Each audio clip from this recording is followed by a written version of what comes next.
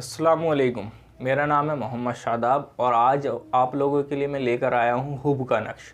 Hub का बाकमाल नए नक्श है। जिन लोगों को हुब के लिए ज़रूरत है, हुब की ज़रूरत है, वो लोग इस नक्श का इस्तेमाल करें। मियाँ बीवी के लिए बहुत ही मुजर्रब नक्श है। नाजायज़ मोहब्बत के लिए आप इसका इस्तेमाल ना करें। जो लोग शादीशुदा हैं या जहाँ जायज़ है, भाई बहन के लिए कर सकते हैं, या माँ अपनी औलाद के लिए कर सकती है, बीवी अपने शौहर के लिए कर सकती है, उसके लिए आप इस नक्श का इस्तेमाल करें। नाजायज़ मोहब्बत के लिए आप इसका इस्तेमाल ना करें। इस नक्श का बहुत ही बेशुमार कमाल है इस नक्श के। आप इस नक्श का इस्तेमाल करने का तरीका देख लें। मैं आपको इस नक्श का तरीका बताता हूँ। जिन बहनों के हस्बैंड बाहर चले जाते हैं और वो उनको बाद में परेशान करते हैं, उनके साथ में रहते नहीं हैं या उनको ख़र्च नहीं देते, किसी और से नाजायज़ ताल्लुकात उनके हो जाते हैं, उन पर ध्यान नहीं देते, वो बहनें भी इस नक्श का इस्तेमाल कर सकती हैं। और जिनकी बीवी परेशान करती हैं वो लोग भी इस नक्श का इस्तेमाल कर सकते हैं। आइए मैं आपको इस नक्श की चाल बता देता हूँ। आपने सबसे पहले 5 लाइनें खींच लेनी है। 5 लाइनें आप इस तरह से खींचेंगे और 5 ही लाइनें आप इस तरह से खींचेंगे। ये आपके 4-4 खाने बन जाएंगे, 16 खाने आपके बन जाएंगे। उसमें आपको ये आयत लिखनी है। इसके लिखने का तरीका थोड़ा मुख्तलिफ है।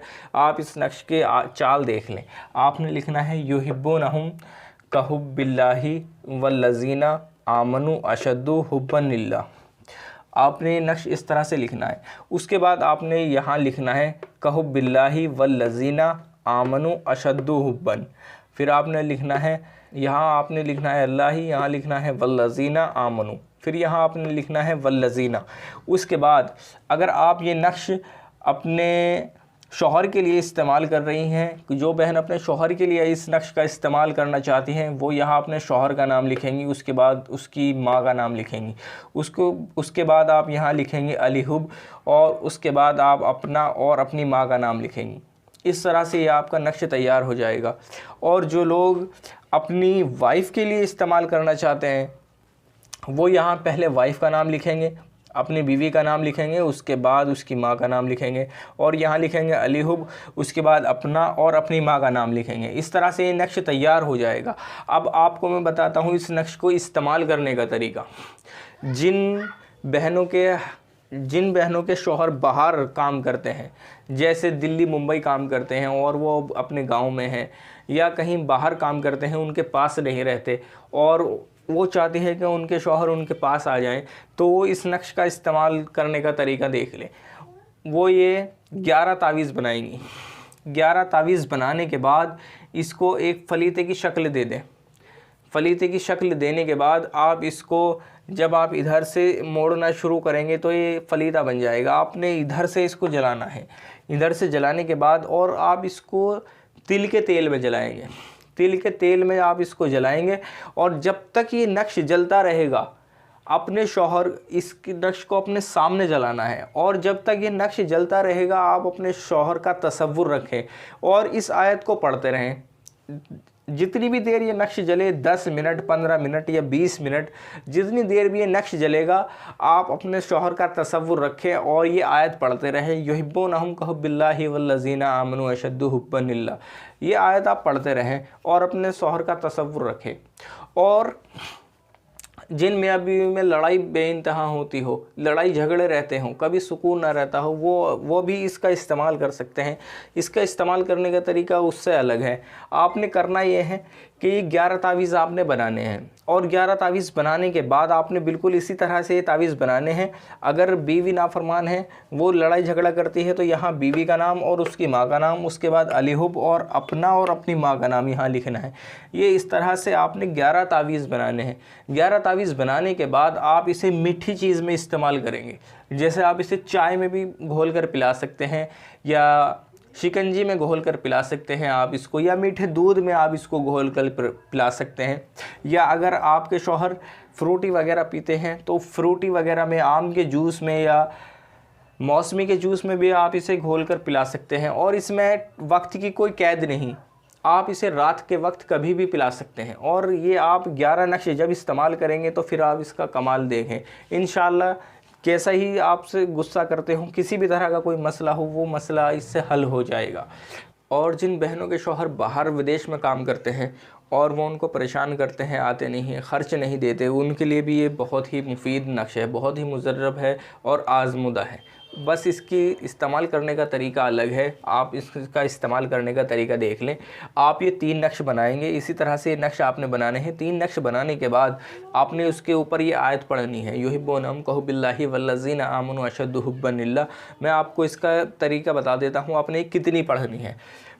मसलन आपके शौहर का नाम है ज़ैद और आपके शौहर की माँ का नाम है अमीना और आपका नाम है ज़ैनब और आपकी माँ का नाम है हमीदा। आपने इन चारों नाम के अदद निकाल लेने हैं। अदद निकालने के बाद आपने जो देखा, आपके पास अदद जो आ रहा है वो आ रहा है 252। जिस तरह से अदद आए हैं ज़ैद, अमीना, ज़ैनब और हमीदा, इन 4 नाम के जो अदद हैं वो अदद बनते हैं 252। 252 अदद आपके बने। आपने इस नक्श के, इन तीनों नक्श के ऊपर 252 मरतबा ये आयत पढ़नी है, युहिब्बूनहुम कहुबिल्लाहि वल्लज़ीना आमनु अशद्दु हुब्बन लिल्लाह। ये आपने 252 मरतबा ये आयत पढ़नी है। और ये आयत पढ़ने के बाद जब आपने ये आयत पढ़नी है, 3 नक्श बनाने हैं और 3 दिन तक ये आयत आपने पढ़नी है। इनके ऊपर 3 नक्श आप अपने सामने रखेंगे, तीनों नक्श, और 252 मरतबा पढ़कर ये आयत इस पर आप दम कर देंगे तीनों नक्श पर। तीनों दिन आपने इसी तरह से करना है। और तीसरे दिन जब आपका ये काम पूरा हो जाएगा, उसके बाद आपने इसे अच्छी तरह ईतर लगा देना है। और इन तीनों नक्श पर ईतर लगाने के बाद आपने एक नक्श मोड़कर अपने घर में रख लेना है, 2 पत्थरों के बीच में। 2 पत्थरों के बीच में नक्श रख लेना है और एक नक्श आपने अनार के पेड़ पर बांधना है जिससे ये हिलता रहे। इस तरह से आपने अनार के पेड़ पर लटकाना है जिससे ये नक्श हिलता रहे। और एक नक्श आप कहीं वीराने में जाकर ज़मीन में दफन करेंगे, उस पर भी इतर लगा होगा। और जो नक्श आप पेड़ पर लटकाएंगे उस पर भी इतर लगा होगा। और जो नक्श आप अपने घर में पत्थरों के दरमियान रखेंगे उस पर भी ईतर लगा होगा। 3 नक्श पर ईतर लगाना है और इसी तरह से इन तीनों नक्श को इस्तेमाल करना है। जो नक्श आप पेड़ पर टांगेंगे आप उसको इतना लंबा टांगे कि वो हिलता रहे। और अनार के पेड़ पर आप इस नक्श को टांगेंगे।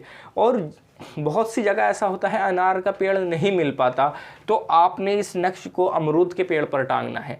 और अगर अमरूद का पेड़ भी नहीं मिल पाता तो आपने किसी भी फलदार दरख्त पर टांगना है जिस पर फल आ रहे हों उस वक्त। और अगर कोई पेड़ आपको नहीं मिल पाता, पेड़ नहीं है, तो आपने फिर इसका इस्तेमाल किसी कब्रिस्तान में करना है। कब्रिस्तान में आपने 2 कब्र के बीच सराने की तरफ 1 से 1.5 42 गड्ढा खोदकर इस नक्श को दफन कर देना है। और अगर ये भी मुनासिब ना हो, ये भी अगर मुनासिब ना हो तो आप अपने गले में पहन लें और एक नक्श आप कहीं भी वीराने में दफन कर दें। और अगर ये भी मुनासिब ना हो और फ़ौरी तौर से आप इसका इस्तेमाल करना चाहते हो, ये नक्श इंशाल्लाह इस तरह से अगर आप इस्तेमाल करेंगे तो 41 दिन के अंदर अंदर इंशाल्लाह ये काम आपका हो जाएगा। और जो भाई बहन और फ़ौरी तरीके से इसका इस्तेमाल करना चाहते हैं तो उसका तरीका थोड़ा सा मुख्तलिफ है, आप वो तरीका देख लें।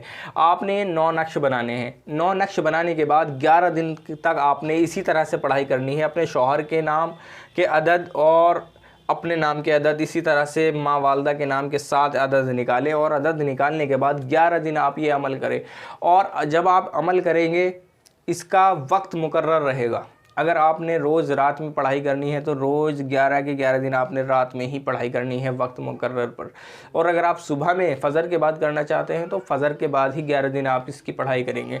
और जब पढ़ाई पूरी हो जाएगी, 11 दिन आपके हो जाएंगे, तो आपने 3 नक्श लेने हैं। और 3 नक्श लेने के बाद आपने इन पर ईतर लगाना है और हल्का सा ईतर लगाएंगे और 6 बूंदी के लड्डू आप इसमें इस्तेमाल करेंगे। 3 नक्श और 6 बूंदी के लड्डू आप किसी भी चलते दरिया में डालेंगे। अगर आपको दरिया नहीं है, वहाँ दरिया नहीं है, कोई कुआं वगैरह है तो कुएं वगैरह में भी आप इसको डाल सकते हैं। और अगर कुएं वगैरह भी नहीं है तो आप इसका इस्तेमाल फिर किसी चौराहे वगैरह पर रख कर करें। ये 3 नक्श और 6 बूंदी के लड्डू आप वहाँ चौराहे पर रख कर आ जाएँ। रात के वक्त ये आपको काम करना है।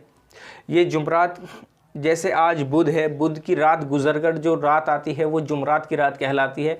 आपने ये जुमरात की रात में ये करना है। एक हफ्ते के बाद फिर दोबारा से आप जुमरात आएगी, फिर आपने जुमरात के दिन इसी तरह से करना है। फिर इस हफ्ता गुजरने के बाद जो जुमरात आएगी, जुमरात की रात आएगी, फिर आपने इस तरह से ये 3 जुमरात की रात तक आपने ये काम करना है और इंशाल्लाह चौथी जुमरात तक आपका ये काम हो जाएगा। और हो सकता है कि आपके 2 जुमरात आप ये काम करें, आपका काम हो जाए, लेकिन आपने काम होने के बाद भी ये 3 जुमरात तक ही करना है। और जो लोग जिनका पहली जुमरात रखने के बाद ही उस हफ्ते में अगर काम हो जाता है, तो आपने बाकी 2 जुमरात भी करनी है। ऐसा नहीं हो सकता कि अगर आपका काम हो गया तो आप ये समझे कि मैं 2 जुमरात ना करूं। आपने ये 2 जुमरात भी करनी है इंशाअल्लाह। कैसा ही महबूब, कितना ही नफ़रत हो आपके दरमियान, कितनी ही नफ़रत क्यों ना हो, इंशाअल्लाह आपका महबूब बेकरार हो जाएगा और आपकी मोहब्बत में गिरफ़्तार हो जाएगा। इंशाअल्लाह वो आपसे ज़रूर मिलेगा, बिना मिले उसको चैन नहीं आएगा। आज की वीडियो में बस इतना ही। अस्सलाम वालेकुम।